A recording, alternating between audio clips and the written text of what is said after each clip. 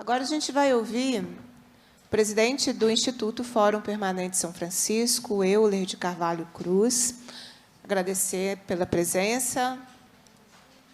Ele tem uma apresentação. Eu quero lembrar que as apresentações que são feitas durante a audiência, elas ficam disponíveis no portal da Assembleia, só consultando o dia, e consultando essa audiência pública. Está sempre lá para que todos tenham acesso. Por favor, Euler, bem-vindo.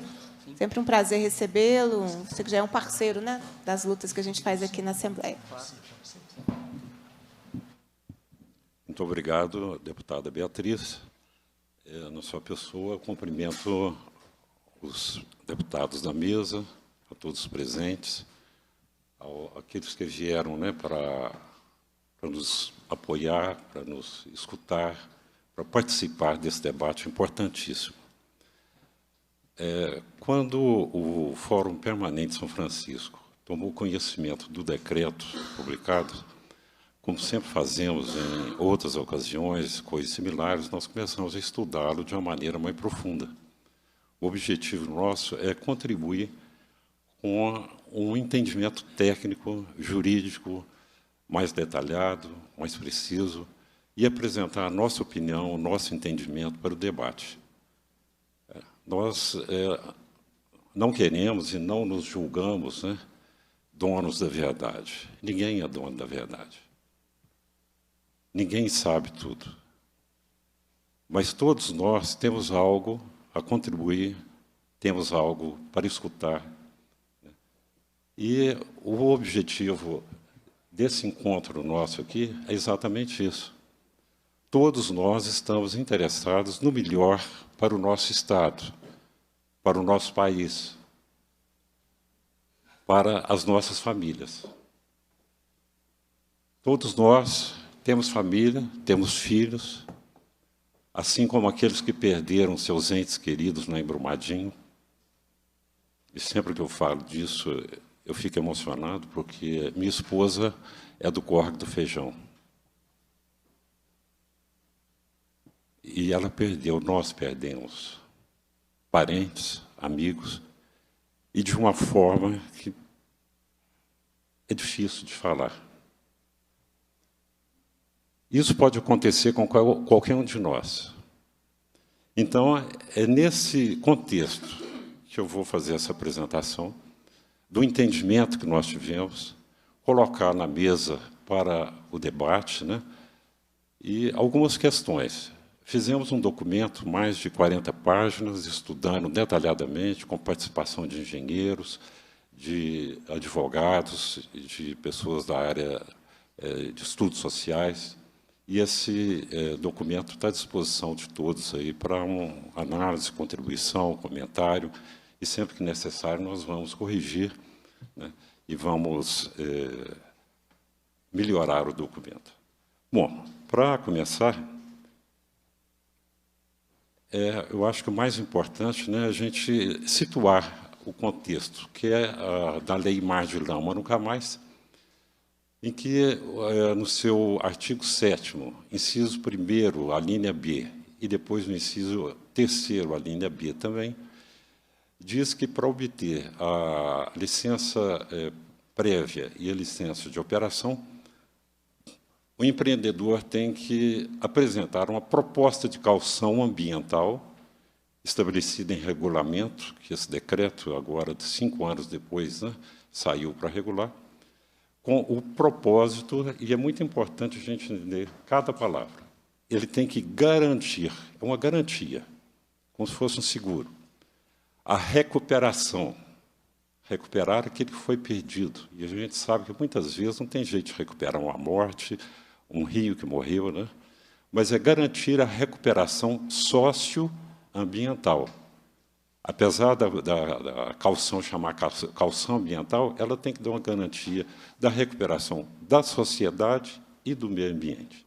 O valor tem que ser suficiente para cobrir isso. Isso é o nosso entendimento da lei, que está ali, né? Posso estar errado. Então, é garantir a recuperação socioambiental nos casos de sinistro, desastre, né, como diz a pessoa lá da Advocacia Geral da União, a Gelana, e para desativação da barragem. Esses termos todos aí, principalmente desativação, depois, no estudo que nós fizemos, eu faço vários comentários sobre o que é comissionamento, descomissionamento, descaracterização, desativação, etc. Mas vamos nos restringir a esse item. Então, nós entendemos que o valor da caução tem que ser suficiente para essa garantia. Caso o empreendedor abandone a barragem e não desative, ele tem que ser suficiente para garantir desativação socioambiental. Se houver um sinistro, a mesma coisa, né? Vamos para frente. Bom, o decreto estabelece essa fórmula que está aí.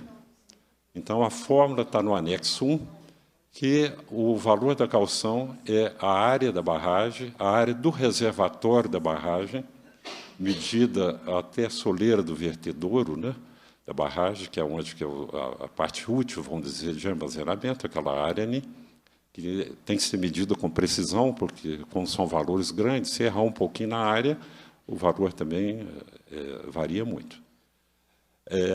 Baseado num ponderador de classe da barragem. Uma barragem, se ela é mais perigosa, se é menos perigosa, né? Uma barragem de água, que é classe E, por exemplo, esse valor C é 0,1. Se for uma barragem de rejeitos, né, que está para romper, muito perigosa, a classe é 2. Ou seja, aquele valor que está lá, ele pode ser 10% ou 200% daquela fórmula. Tá? Depois, a inflação, né, é o IPCA, a partir de fevereiro de 2022, que aquele valor R$ 25,96 por metro quadrado de barragem foi estabelecido em fevereiro de 2022. Então, como nós estamos em 2024, tem que fazer correção pelo IPCA. E essa fórmula, segundo lá o decreto, ela está baseada, como já foi falado pelo senhor Roberto, né, numa fórmula do Alexandre Pulino. É uma tese de dissertação de mestrado defendida em 2010, com base em projetos, não em obras efetivas, mas o Alexandre, né, que é aqui de Belo Horizonte, ele fala em base de projetos de barragem fechadas antes de 2010. Então, é uma fórmula de uma dissertação, né?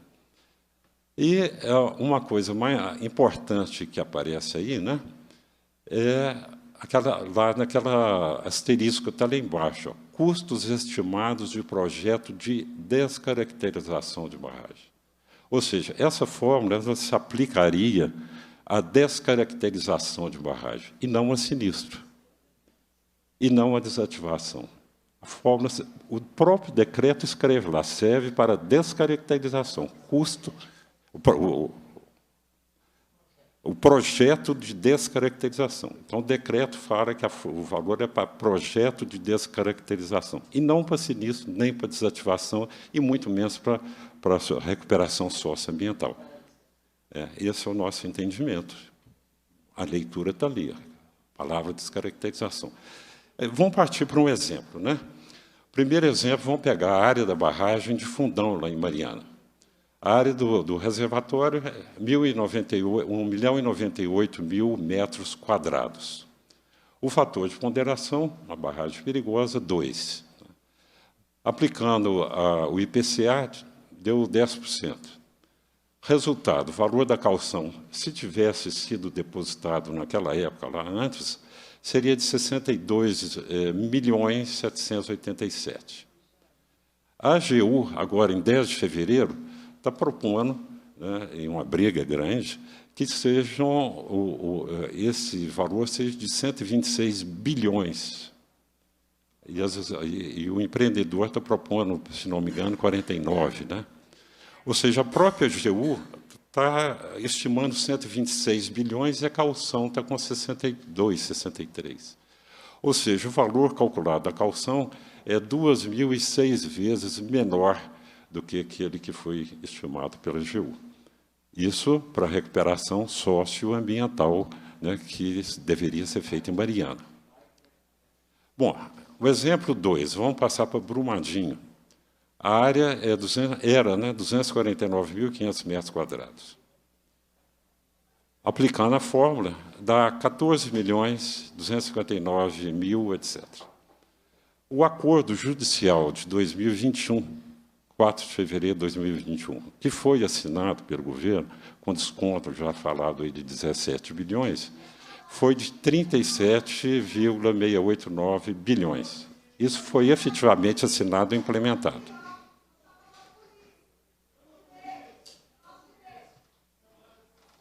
O valor da caução é de 2.889 vezes menor do que o valor, né, que foi acordado em Mariana. Bom, a dissertação de Alexandre Polino, ela tem algumas características importantes. Ela foi para propor um custo de fechamento, e não um custo de descaracterização. Ele fala lá o que é fechamento. E, pela dissertação, eu li essa dissertação com cuidado, né, ele explica o que é fechamento, e o fechamento é diferente do que nós entendemos, e a própria legislação entende que seja descaracterização. Então, é um custo de fechamento que não envolve a recuperação socioambiental e nem sinistros. O fechamento de que trata a dissertação não inclui a recuperação da área antes ocupada por ela e das áreas circunvizinhas. Oi, Euler, que situação, não é? Continuamos? Eu vou te interromper um pouquinho. Né? Euler de Carvalho, peço desculpas pela interrupção, Euler. E vamos dar continuidade à escuta. Muito obrigado, deputada. Só para relembrar, eu comecei minha fala dizendo que essa é uma avaliação nossa, uma opinião, que ninguém é dono da verdade. Nós precisamos trocar ideias, todos precisam colaborar. E eu reitero isso aqui. Então, gostaria de agradecer a deputada e pedir a todos os presentes, né, que considerem o que eu estou falando, estudem, ponderem, discutam. Se necessário, a gente senta junto, conversa. Uma coisa que eu adoro é quando as pessoas mostram que eu estou errado. Se aquele que está escrito ali está errado e alguém me mostra, a melhor coisa que eu posso fazer. Eu, como engenheiro, tenho 45 anos que eu atuo como engenheiro. Todos os projetos dos quais eu participei, tem equipes que discutem. É comum, a coisa mais fácil que tem é a gente errar.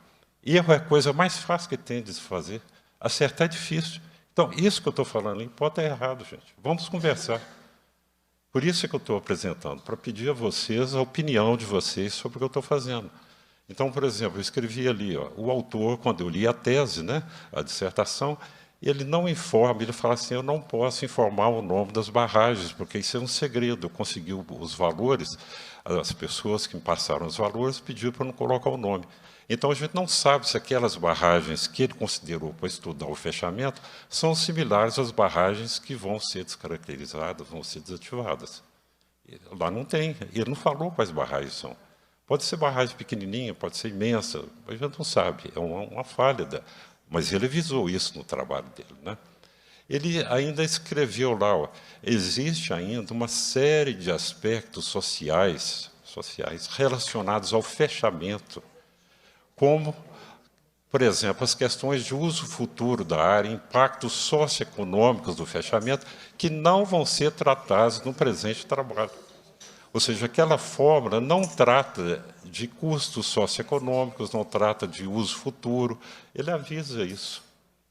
Então, será que essa fórmula está adequada, já que o próprio autor está falando que ela não aborda aqueles assuntos? Bom, eu vou dar uma pausa agora para fazer uma outra comparação daqueles exemplos. Quando a gente fala em bilhões e milhões, né, fica difícil da gente entender realmente o que está acontecendo. Tem um amigo que estava presente aqui, ele tem um vizinho que vendeu um apartamento no Buritis, no mês passado, apartamento de 3 quartos, 2 vagas de garagem, salão de festas, um prédio legal, 140 metros quadrados. E vendeu por R$560 mil, o preço do apartamento. Bom, se a gente usar a proporção lá de Fundão, aquelas 2.006 vezes menor, esse apartamento que foi vendido por R$560 mil, ele receberia R$280. 2 notas de 100, depois uma de 50, uma de 20, uma de 10. Um apartamento de R$560 mil, 2.000 vezes menos.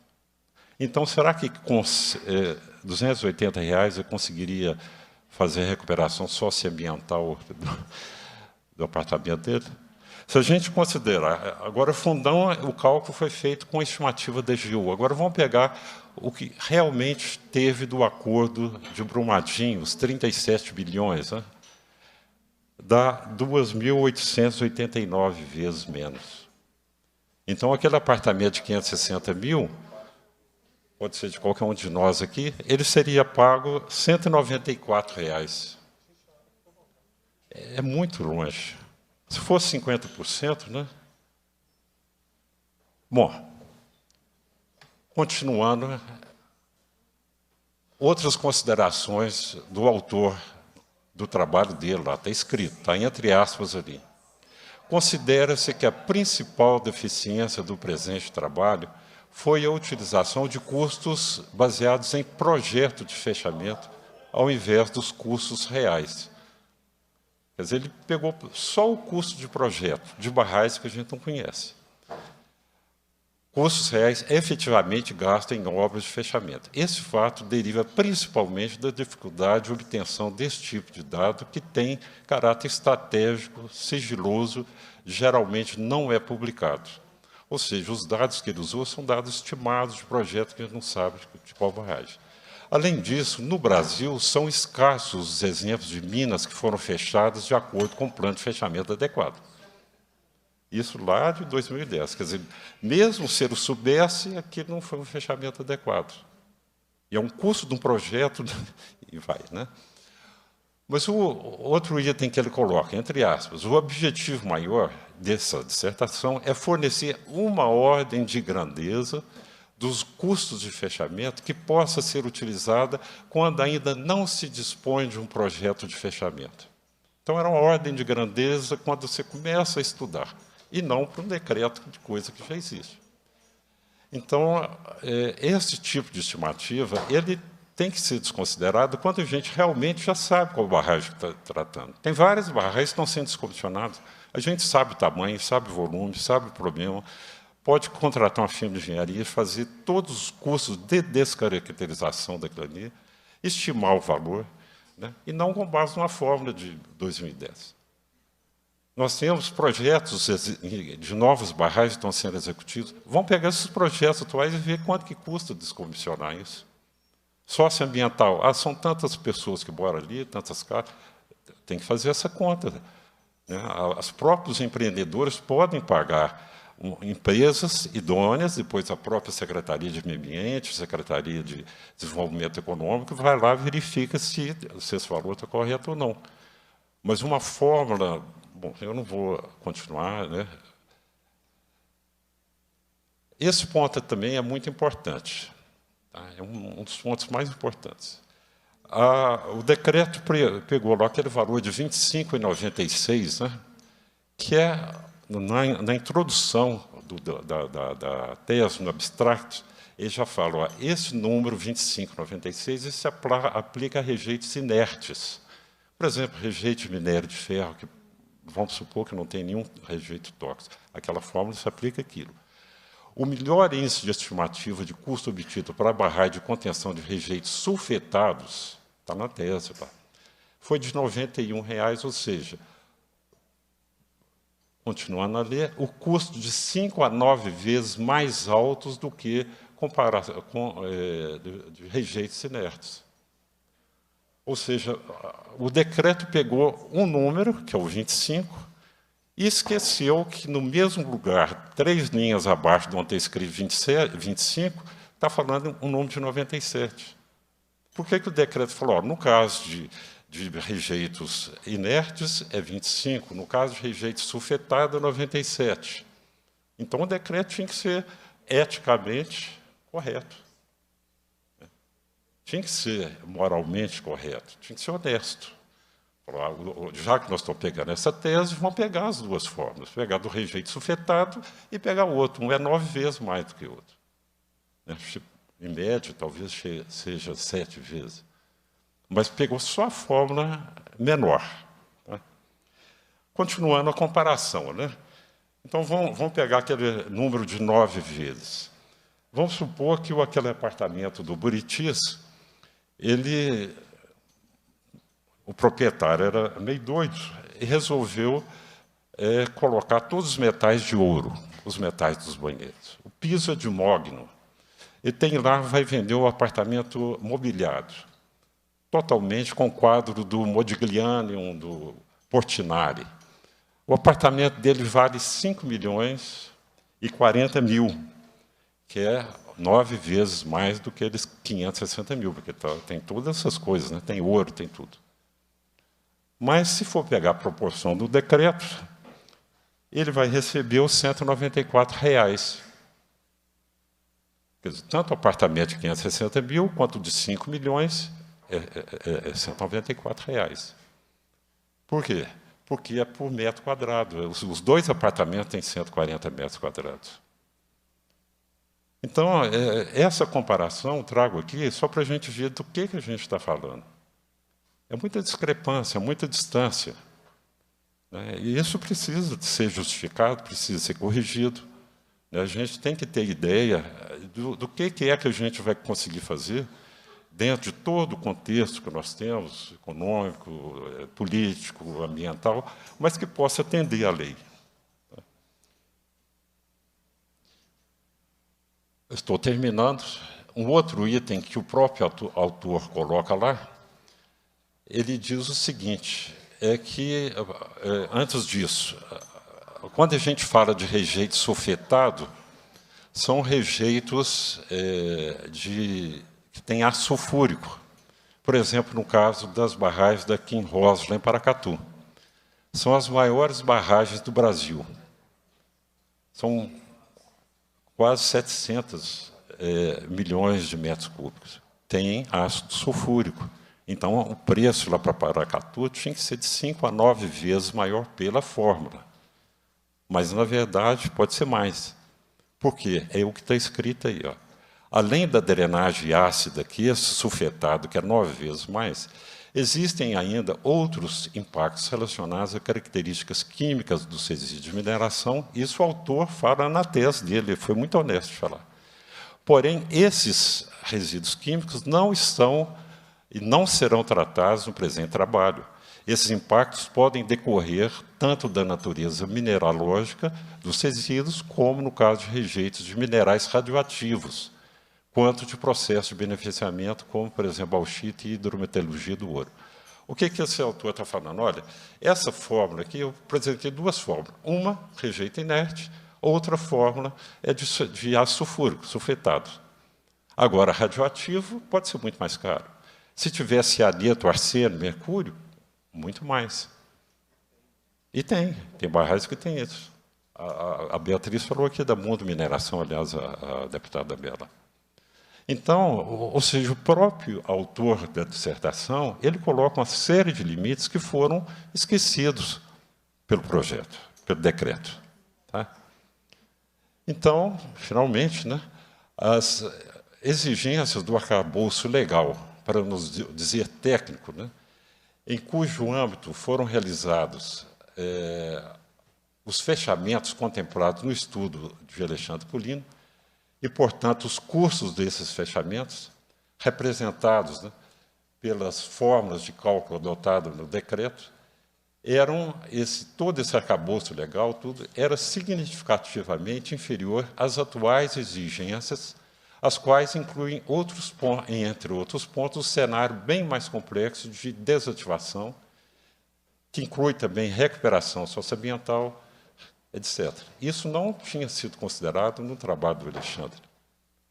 O valor da caução a ser implementado para a obtenção da LO também deve ser baseado no projeto executivo ou no projeto as-built da barragem, e não no projeto conceitual, porque, de acordo com o decreto, está lá que a ELI é baseada no projeto conceitual, assim, no conceito. Mas, quando for colocar a LO, tem que ser o que realmente está executado, o projeto executivo, né? A outra coisa diz respeito, por exemplo, ao prazo de 3 anos. Né? Se nesse inteirinho tiver um rompimento, como é que vai ser?